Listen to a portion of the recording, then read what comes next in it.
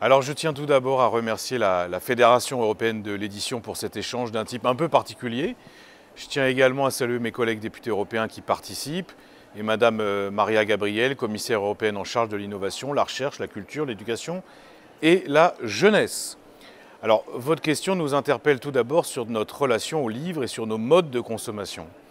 Alors le plaisir d'être dans une librairie, de pouvoir feuilleter les ouvrages avant de les acheter, de découvrir un livre insoupçonné au détour d'une table, ça, on ne peut pas le vivre en parcourant les sites internet. Et la compétence du libraire qui nous connaît, qui connaît nos goûts, qui sait nous conseiller, n'aura jamais la même valeur qu'un algorithme qui nous adresse une publicité ciblée. Donc nos librairies physiques, elles ont toute leur utilité dans nos territoires. Elles sont des espaces de vie culturelle, d'échange.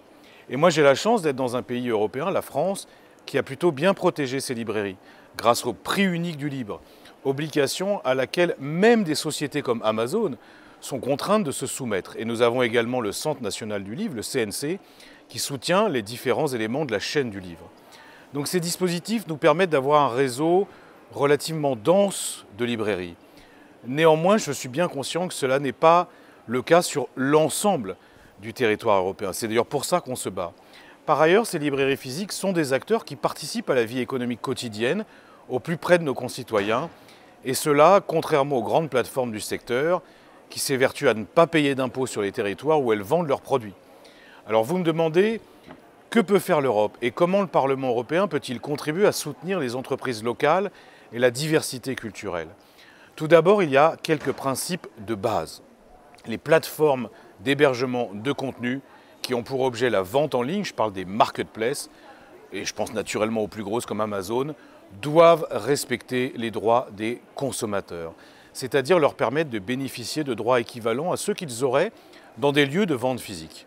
Ça, c'est la première chose. En outre, lors du précédent mandat, au sein de la commission Econ et des commissions taxes, nous avons mené un gros combat pour que les entreprises payent leurs impôts dans les pays où elles réalisent leur chiffre d'affaires. Nous avions obtenu quelques avancées, notamment ce qu'on appelle le reporting pays par pays. Mais ça ne va pas assez loin. Et il est urgent que l'Europe, l'Union européenne, renforce vraiment la lutte contre la fraude et l'optimisation fiscale. Parce que les sommes sont colossales. Par exemple, la fraude à la TVA permise par les grandes plateformes représente une perte pour les États membres de 137 milliards d'euros. Alors que les commerces physiques payent, eux, évidemment, tous leurs impôts. Et nous sommes donc face à une concurrence déloyale, directement financée par cette fraude.